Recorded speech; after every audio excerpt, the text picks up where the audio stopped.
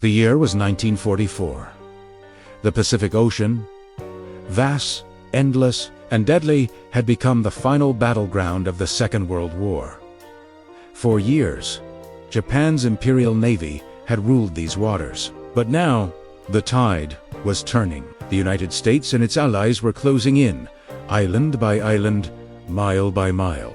The goal was simple: to take back the Philippines, a chain of islands crucial to cutting Japan's lifeline to the south. But the battle that followed would become the largest, most brutal naval clash in human history. And for those who fought there, the ocean itself would run red. This is the story of the Battle of Leyte Gulf, when courage met chaos and the sea became fire. October 20th, 1944.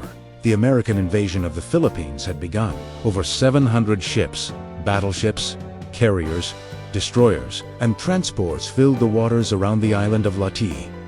General Douglas MacArthur had returned, fulfilling his famous promise, "I shall return." But Japan wasn't ready to surrender. Their once mighty navy had been battered, but not broken. In desperation, Japanese commanders launched a massive counterattack. A plan so complex, so reckless, it would lead to one of the most chaotic sea battles ever fought. They called it Operation Shogo, or Victory Operation. 4 separate fleets, one from the north, one from the south, and 2 from the west, would converge on Leyte Gulf to destroy the American invasion force. In total, more than 300 Japanese ships and over 1,500 aircraft were thrown into the fight. Their mission: lure the Americans away, and then strike their transports from behind. It was a gamble, a final roll of the dice. October 23, 1944. The first explosions echoed across the sea. American submarines USS Darter and USS Das spotted Japan SS Enroll Force and struck first. 2 massive Japanese cruisers were sunk within minutes, one of them carrying the fleet's commander. But even without their leader, the Japanese pressed on. They sailed through the Sibuyan Sea, where American carrier aircraft waited above. Dozens of squadrons of Hellcats, Avengers, and Helldivers screamed down from the clouds. Bombs and torpedoes rained on the Japanese battleships, turning the sea into boiling chaos. The giant Musashi, one of Japan's super battleships, took 19 torpedoes and 17 bombs before finally sinking beneath the waves. The pilots flying above described it as a floating mountain, finally breaking apart. Over 1,000 Japanese sailors went down with her. Still, the rest of the fleet pushed forward. The ocean was now red from oil, fire, and blood.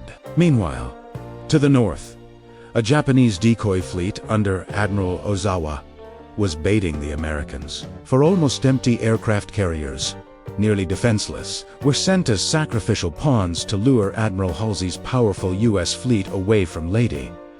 And it worked. Halsey, believing the main Japanese force was there, took the bait, leaving the northern waters wide open.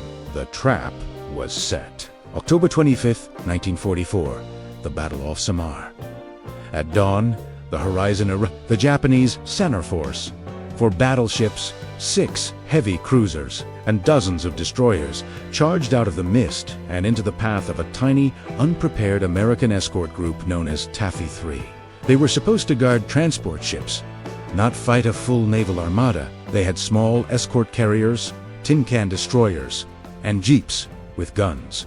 No battleships, no heavy armor. When the enemy appeared, one American sailor radioed in panic, "They're not supposed to be here. Where's Halsey?" But there was no help coming. Taffy 3 was alone, outgunned, outnumbered, and surrounded. And yet, they fought. Destroyers like USS Johnston, Hull, and Samuel B. Roberts charged directly at the massive Japanese fleet. Their captains knew it was suicide, but they did it anyway. They fired torpedoes point-blank, dodging shells the size of small cars. Commander Ernest Evans of the USS Johnston gave the order, "Full speed ahead.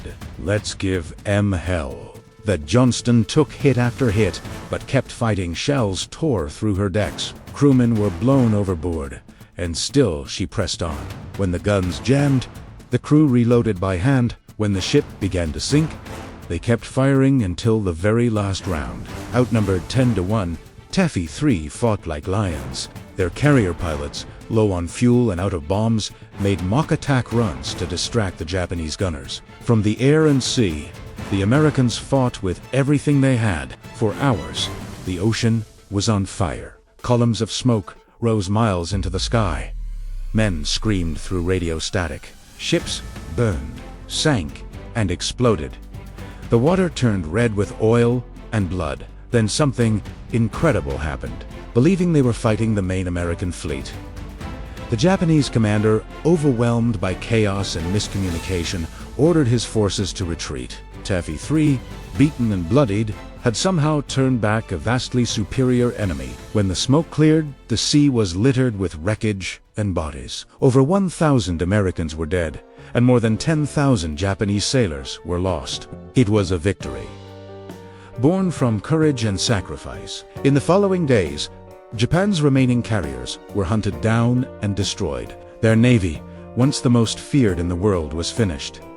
The Battle of Leyte Gulf was over, and with it, the Imperial Japanese Navy ceased to exist as an offensive force. It was the bloodiest naval battle in human history, costing over 15,000 lives in just 4 days. The sea around Leyte still holds the wrecks, silent graves beneath the waves. For the men who survived, the memory never faded. They said the sky smelled like burning oil for days. They said the sea looked red for miles. And they said they could still hear the echo of shells long after the battle had ended. One sailor wrote in his diary, "The ocean was on fire, the sky was smoke, and yet, somehow, we won." Today, the story of Leyte Gulf stands as a monument to courage, to the destroyer crews who charged giants, to the pilots who flew until their fuel was gone, and to the sailors who gave their lives so others might live. When the ocean turned red, they did not run. They fought, and in doing so, they changed the course of the Pacific War forever.